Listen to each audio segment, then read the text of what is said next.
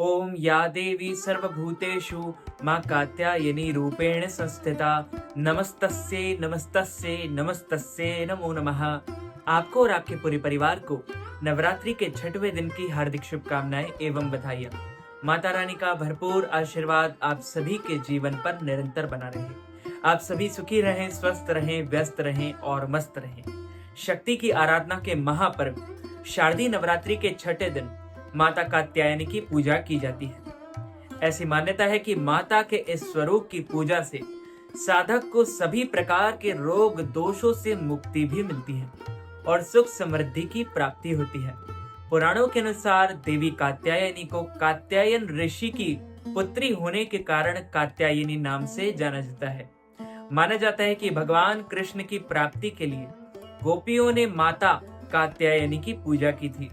ऐसे में इनका संबंध विवाह से जुड़े मामलों से भी है। ऐसा कहा जाता है कि जो भी इनकी पूजा अर्चना करता है उसे इच्छा अनुसार वर की प्राप्ति होती है।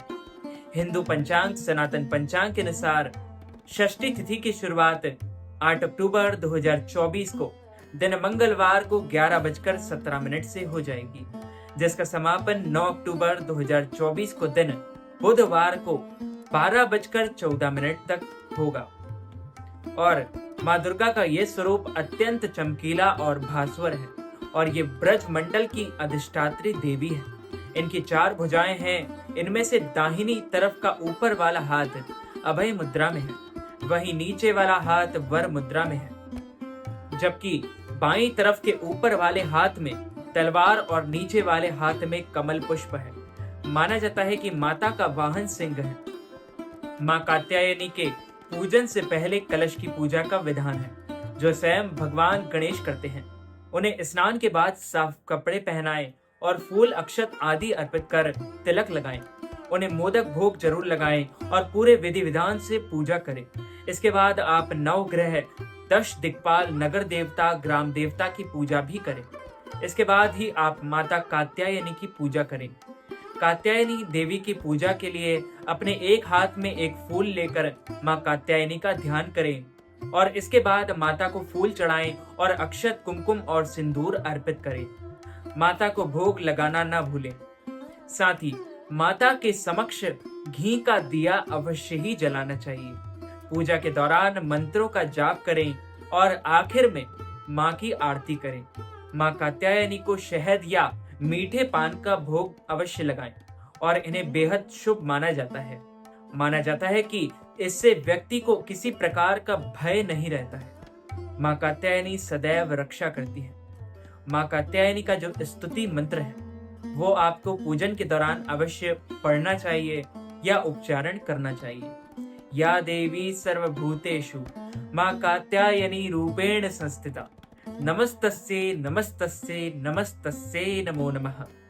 ओम देवी दुर्गाय नमो नमः। और मां कात्यायनी की सवारी सिंह यानी शेर है। माता की 4 भुजाएं हैं। उनके सिर पर हमेशा मुकुट शोभायमान है और सुशोभित है। 2 भुजाओं में कमल और तलवार धारण करती है। मां एक भुजा वर मुद्रा और दूसरी भुजा अभय मुद्रा में रहती है। मान्यता है कि अगर भक्ति और भक्त विधि विधान से माता की पूजा करें तो उनके विवाह में आ रही अड़चनें खत्म हो जाती है। इस दिन सुबह उठकर स्नान करें और मंदिर की साफ सफाई करें। दुर्गा माता का गंगा जल से अभिषेक करें। मैया को अक्षत, लाल चंदन, चुनरी, सिंदूर, पीले और लाल पुष्प अर्पित करें।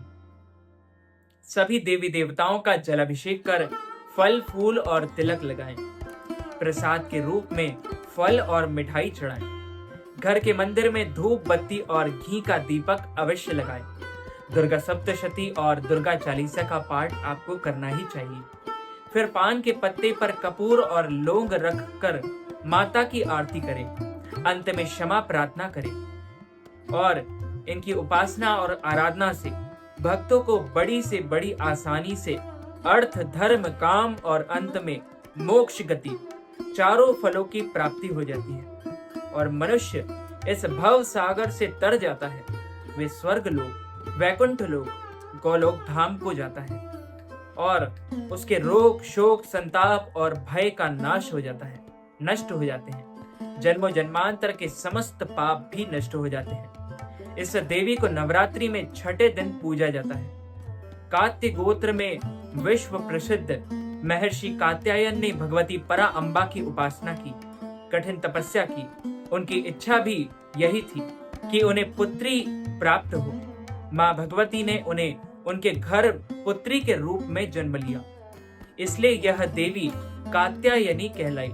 इनका गुण शोधकारिक है और इसलिए इस वैज्ञानिक युग में कात्यायनी का महत्व सर्वाधिक हो जाता है।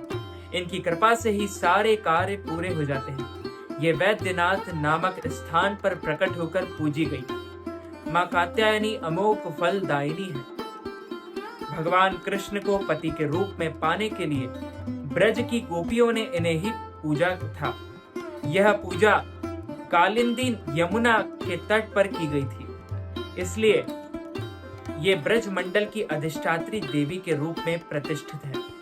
इनका स्वरूप अत्यंत भव्य और दिव्य है।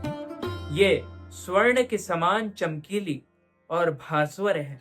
इनकी उपासना और आराधना से भक्तों को बड़ी आसानी से सभी प्रकार के फलों की प्राप्ति हो जाती है। भक्तों के रोग, शोक, संताप और भय का नाश हो जाता है।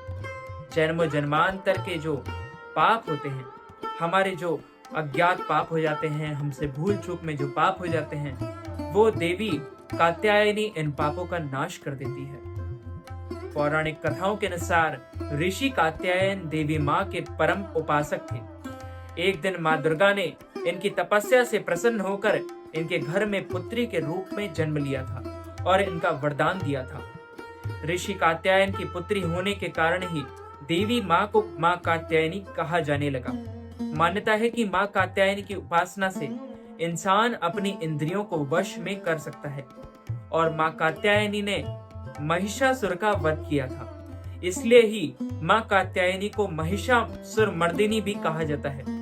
इसके अलावा माता रानी को दानव और असुरों का विनाश करने वाली देवी भी कहते हैं। पौराणिक कथाओं के अनुसार माँ कात्यायनी की पूजा भगवान श्री राम और भगवान श्री कृष्ण ने भी की थी। स्वयं द्वारिकाधीश ने भी की थी। कहते हैं कि गोपियों ने भगवान श्री कृष्ण को पति के रूप में पाने के लिए माँ दुर्गा के इस स्वरूप की पूजा अर्चना पूरे विधि विधान और मंत्रोपचार के साथ की थी। माँ दुर्गा ने सृष्टि में धर्म को बनाए रखने के लिए यह अवतार धारण किया था। यह बहुत ही पवित्र और बहुत ही महत्वपूर्ण देवी मानी जाती है। तो मित्रों, भक्तजनों, माताओं, बहनों, इस वीडियो को ज्यादा से ज्यादा लोगों तक शेयर कीजिएगा, लाइक कीजिएगा, कमेंट कीजिएगा ये वीडियो आपको कैसा लगा और चैनल को सब्सक्राइब करके बेल आइकन को भी ऑन कर लीजिए। ऐसे ही नए नए वीडियोस देखने के लिए आप सभी को सादर जय श्री कृष्ण, सादर जय माता दी।